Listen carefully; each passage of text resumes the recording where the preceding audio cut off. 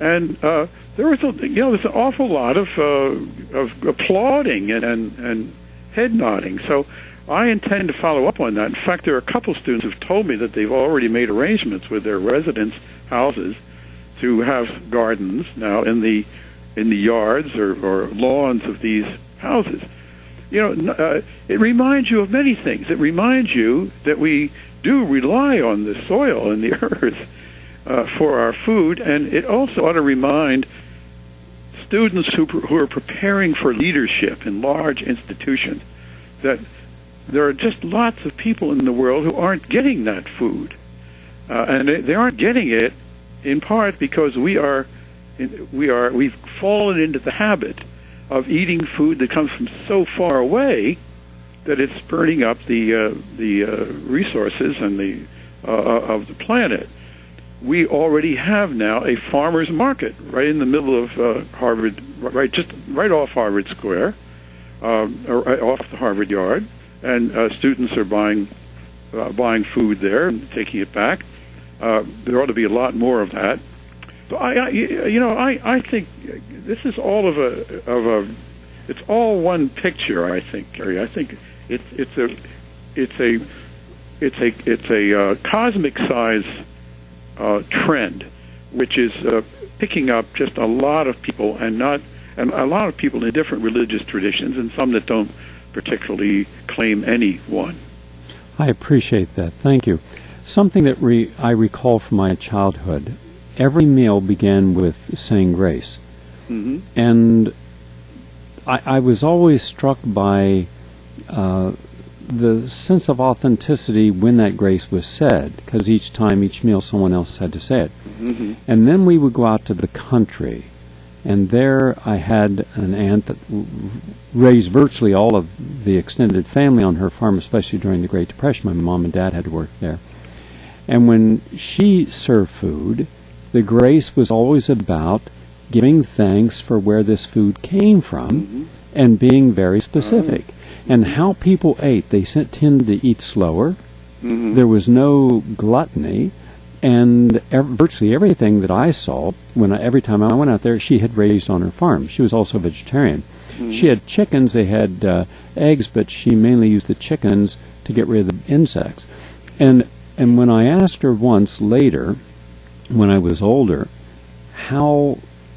why she kept her farm the way it was, because it was the only one like it. She did everything. She had beehives and orchards, and she had grains and beans and legumes and nuts and fruit, and she dried stuff. I remember as a kid helping her dry apples. She'd cut the apples up and put them in thin strips, and we would lay them on this kind of cheesecloth and put another piece on it, and 3 days later in the sun it was dried, and she put them in a keg. Mm-hmm. She had at least 100 different things going on. She said there was a time when people would come around and they would say, if you want to have a more profitable farm, buy this wheat or buy this corn, and we'll give you a guaranteed amount on the harvest. And she thought for a moment, she says, well, that sounds pretty good and pretty easy, but what happens all winter?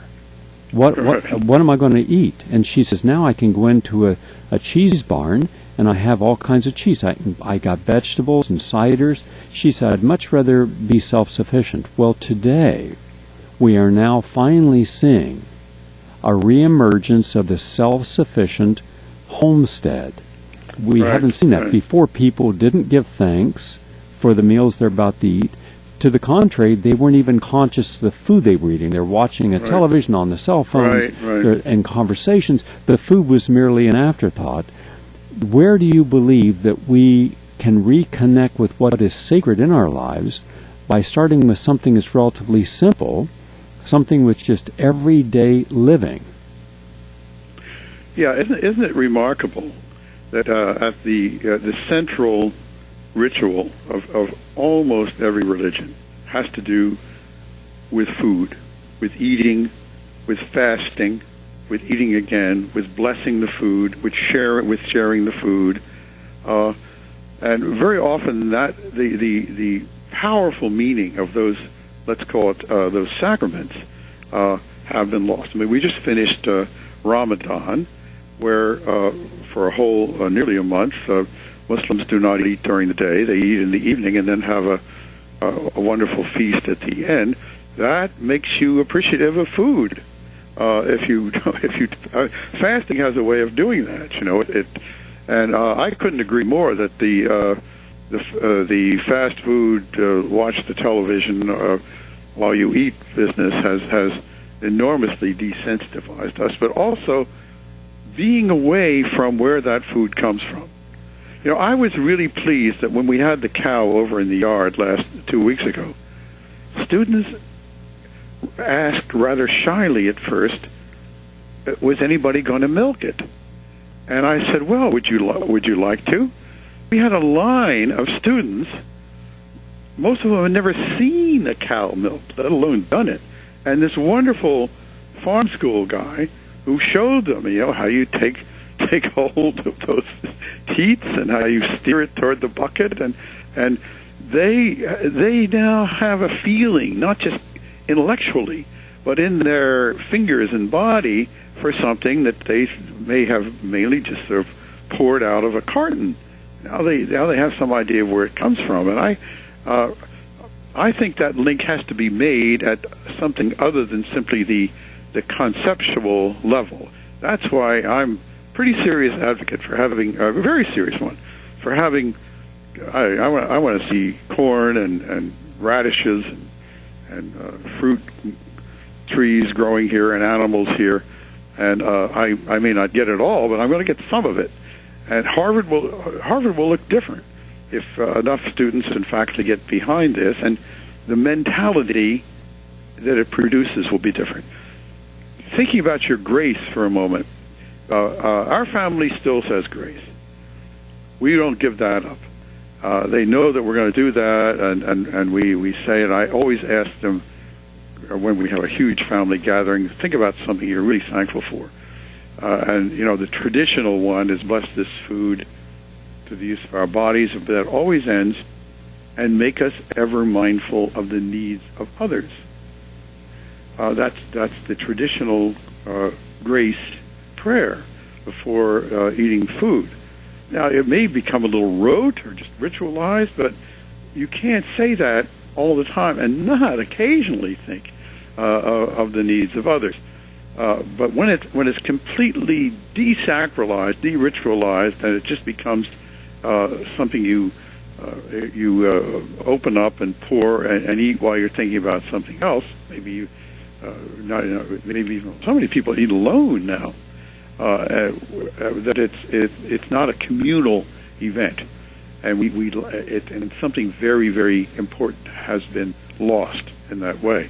I still believe I say grace even when I eat alone, which is most of the time. I believe that we should never for a second in our lives abrogate the gifts of life and the fact that we have food in that moment, when you especially think of all the people who do not. Right. And then how could you possibly gluttonize when you realize there are people who have no food that meal? In the United States, there are 40 million who are now officially hungry each day. They're not getting adequate nutrition. I only have two more questions for you.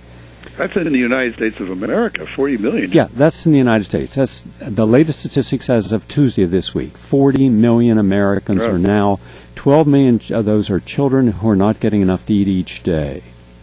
So I believe that we should be more conscientious of where food comes from, because we have the resources.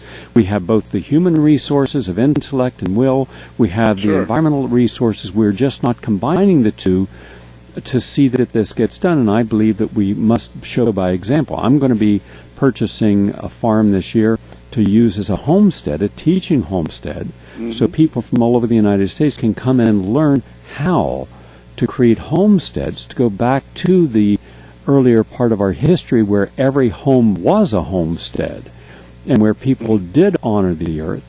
In any case, my last two questions. Recently I was in Colorado on a public television station, and of all things, I was introducing a new documentary I did called Overcoming the Dark Side, and then another one called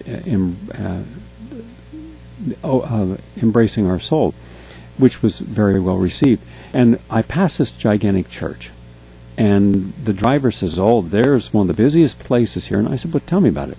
I hadn't seen it.